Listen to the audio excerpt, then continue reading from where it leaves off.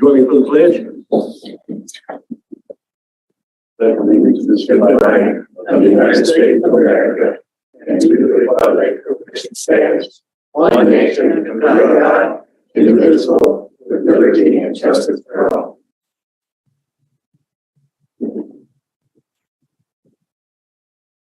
Call this Moffett County Board of Commission meeting to order here on this Tuesday, January the 10th, 2023, here at 8:30. Make a motion to approve the agenda as presented. Second. All in favor, say aye. Aye. Okay, I'll make a motion to approve the consent agenda A through N. Second. All in favor, say aye. Aye. Morning, everyone. Okay, I guess we'll start off with public comment. Is there any public comment this morning?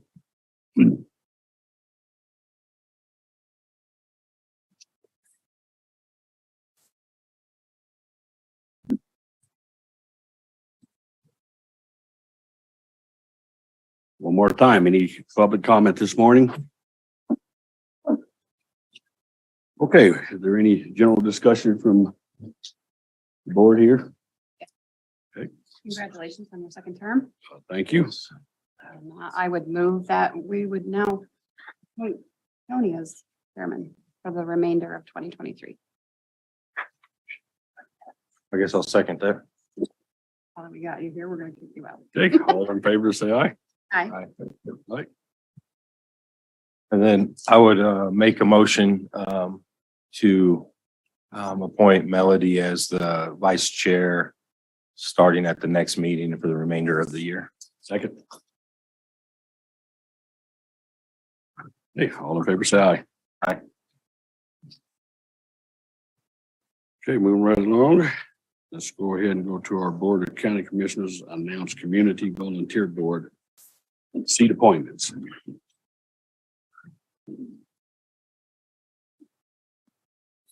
So we had a lot more applications or interest in these this year. So it was a good thing, hard choices to make of what both suits the county and the city and all those things. So if it's all right, I guess I'll just go through and name all these and then we can make a motion to accept them. Discuss as we go, I guess. So Airport Advisory Board, we are gonna, or on the list is to appoint Roy Tipton and Kevin Peck. Cemetery Board, Sunshine White. Hamilton Community Board, Sean Brookshire. Housing Authority, Shannon Buchanan. Land Use Board was quite a few, but Joel Tuck, Mike Camblin, Ken Bechtal, Rich Thompson, Jared Smith, and Bruce Stilio. Library Board of Trustees, Michelle Reed. MCTA, Cindy Looper and Megan Veenstra. Maybell Fire, Lisa Huffaker and Joyce Barnes. Memorial Regional Health Board of Trustees. John Panikovar would take the 5-year seat and Steve Healy would take finish Terry Carwile's seat. I think that terms through January of 24. Planning and Zoning, Dorina Fredrickson and Lonnie Gustafson and then Colorado River Conservation District continue with Tom Gray. Mr. Chair, I would move that we accept the board appointments as read. Second. Okay, all in favor, say aye. Aye. Okay, thank you.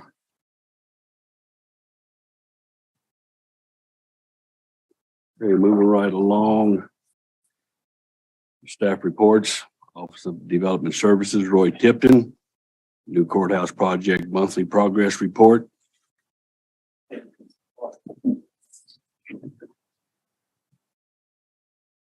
Morning. Morning. Good, good. All right, so this month's update on the courthouse project. Contract timeline is still through February 25th. We are 93% complete. Mechanical, electrical, and plumbing trim is still continuing. The intra-area concrete will be poured this week. That'll be a milestone. Then we can finish the siding and get ready for being done. Finished carpentry is scheduled for next week. County side of furniture, fixtures, and equipment is 90% installed. Carpet is installed in about 85% of the building. We're just lacking one of the courtrooms, a couple other offices. And then we'll go through BHI pay app number 14, trainers pay app number 13, and McKinstry pay app number 2, and review the summary of all of our where we're at. So let's go through the slides. That photo was taken before the snow, so we've got more work done than that, but I left it up there just to show the progress.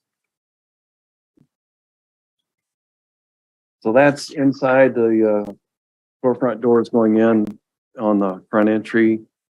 We would be seated at the security station right there looking out, just to give you an idea.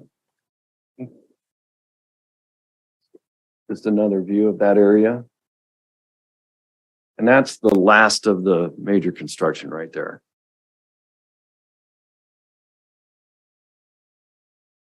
This is courtroom B. So some of the casework going in, there's a lot more work done there now. That's mostly installed and that's carpeted. That's courtroom A.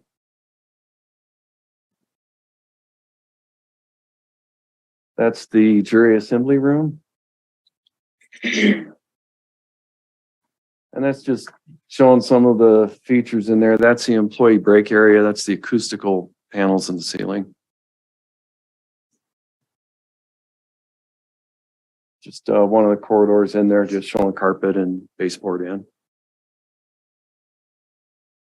This is the assessor's office, looking at the transaction window. There is still glass to be installed over that counter, but otherwise everything's there. That's a similar view of the clerk and recorder's office. That is the main conference room behind the new commissioner chambers. And that's the new commissioner chambers. So getting close. Then a view of the public corridor outside of the chambers, looking down through elections and development services. And another view of the server room, just to give you us an idea of the scale of the IT requirement in that building.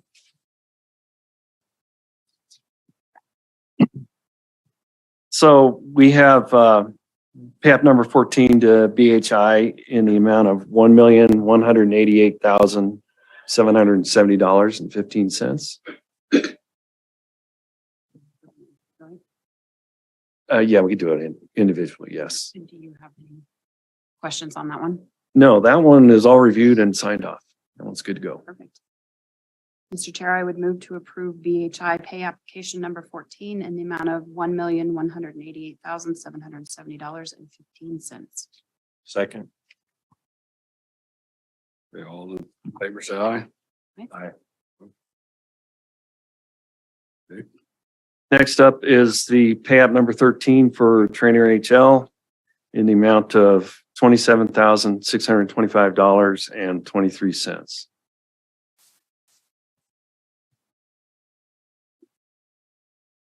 Mr. Chairman, I would move that we would approve the payout to Turner for trainer for $27,625.23. What's that? It's 27,625.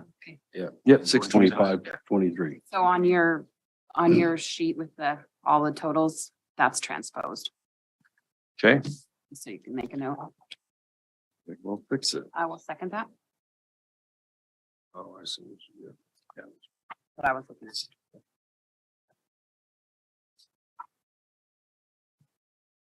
Seconded. All in favor, say aye. Aye. Aye. Thanks. And then there's pay app number 2 to McKinstry. They are the solar contractor. This is the last part of the design part.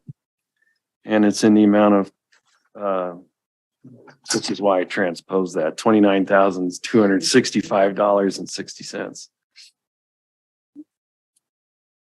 Mr. Chair, I would move to approve McKinstry pay application number 2 for $29,265.60. Second. All in favor, say aye. Aye.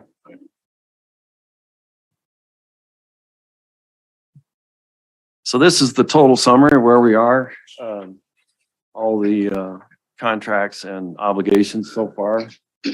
Our total expenses through, that should say through December, I didn't change that date on there, is 19,106,566.47.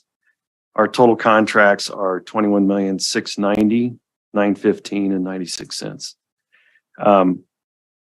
And I will be submitting for that, the CDS award. The first part of that will go in tomorrow. So we'll start to see some of that money coming back this way.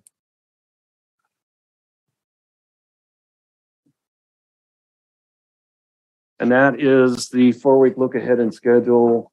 Pretty much everything wraps up the end of this month.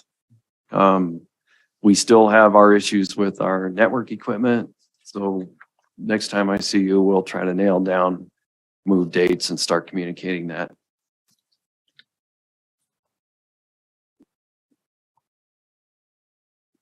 That's it. Okay, thank you, Roy. Thanks, Roy. It's looking good over there for sure.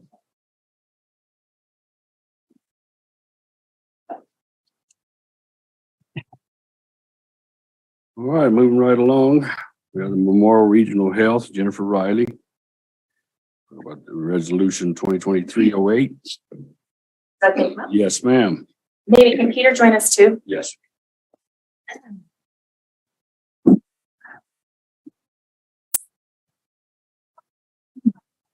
You were at the board meeting Thursday, correct? So essentially what we are looking at is transferring, having the land that was the former hospital site at 785 Russell transferred to the city of Craig or the Craig Housing Authority to be used for an income restricted housing development.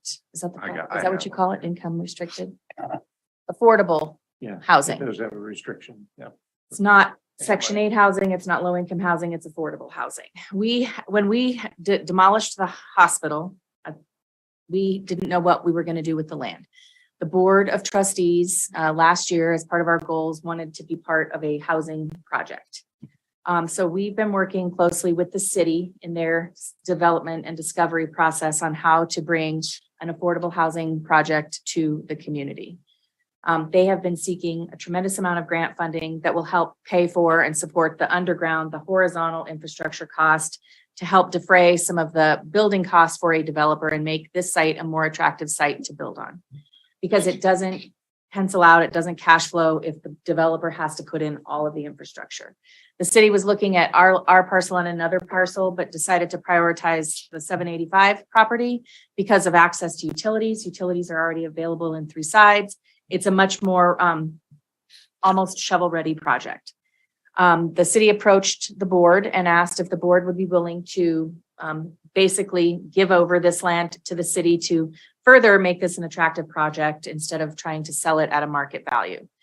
The board agreed that that would be something that is worthwhile. It will benefit not just our employees, it'll benefit really the entire community. It'll have anybody that meets those income restrictions would be able to rent or buy in this development. And so they made a decision to do that. In looking at the state statute, the hospital can't actually give away property. That is not a power that's entrusted to the Board of Trustees, but the county can. The county has that ability to give it to another entity like the city for this benefit that would derive community benefit. So our board did make a motion to do a couple of things. One, they passed a resolution releasing all the restrictions that were in the original deed from 1952. We received this land in 1952 from the school district, actually. They went to a community vote. It was approved to give this land for the purpose of building a hospital. And then in that deed, there was, that was to the hospital. And then the hospital, when it became a county hospital, deeded all property to the county, which is required under state statute. And in that deed, it restricted the county from selling that land for anything other than what it, the intent was to use as a hospital. It's not being used as a hospital any longer. We don't have any use for it in terms of our hospital operations. So we did pass a resolution releasing you all from not being able to transfer this land. So that is where we are today. You have a resolution in front of you that it names me as commissioner, in fact, to act only in this transaction. So we can work out the final details with the city so we'll deed that land to them and then they can get going on this project. They needed this done quickly because of the timing, and they had to have control or expected control of this land in order to move forward. Can you, just for everybody that maybe don't know, how many townhomes, I guess that's what you're gonna call them, condos, whatever, are gonna be in those lots? What was just for public knowledge, I guess? So we're looking at 20 units, 4 or 5 plexes on that site. And the units will be 2-story townhomes. The square footage would be like 1,360 square feet for the 2 ends. The 3 in the middle will be about 1,152 square feet. Quartz countertops, AC, 2x6 wall construction. These should be standalone units, carports in the back, small fenced yards behind that. And we, because of the funding that we have, it's ARPA related through the state. They call it an incentive grant. We're also looking at a transformational housing grant. The 2 grants together total about $6 million if we're able to secure both of those, which we feel like we have a pretty good shot at that. The infrastructure would have to go in this year in 23, so we'd have to move pretty fast. So we'd have everything, all horizontal improvements would be made in 23 with the hopefully with the foundations included. And then in 24, late 24 or late 23, we could have one of the 5 plexes up potentially. Of course, we have to hire GC, owner's rep. We've got to go through a lot of steps there, but basically that's the project. The units would be for sale. The costs for the units are between $350 and $390,000. But with the subsidies provided by the grants, we think we can get that sale price down in the high 2s, $250 to $300. I think it's important. These will be income restricted, as Jennifer had mentioned. They'll also be appreciation restricted, so they won't be able to flow with the market. At the most, they might be able to increase annually by 2 or 3% to keep them affordable. And the city's planning on doing some public meetings for this, so I think that's important for the public to know that. Oh, sure. Yeah, just Mid-February, feedback. we have an outreach plan, the first public meeting planned in mid-February. Yeah.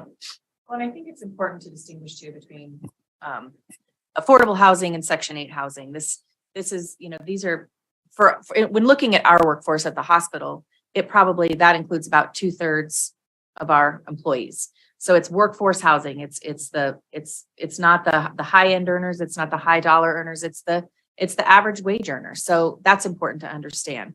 The Housing Authority, and correct me if I'm wrong, intends to maintain control of that homeowners association. So they will be able to manage the residential piece of keeping your property looking nice. So that's an advantage too that we haven't seen in the past. But the intent is to make this a nice, livable neighborhood, because it is, with the exception of Northwest Colorado Health, it's a residential neighborhood.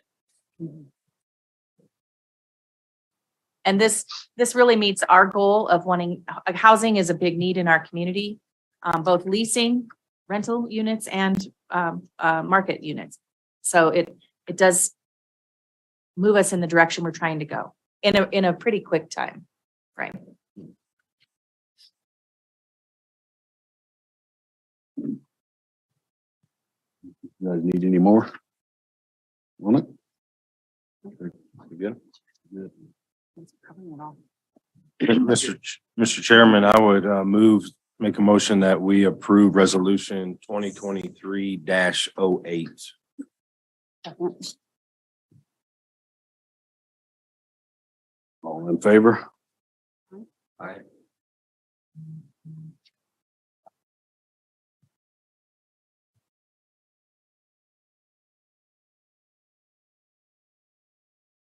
Okay, well, that looks like it. This agenda. The next scheduled BOCC meeting will be Tuesday, January the 24th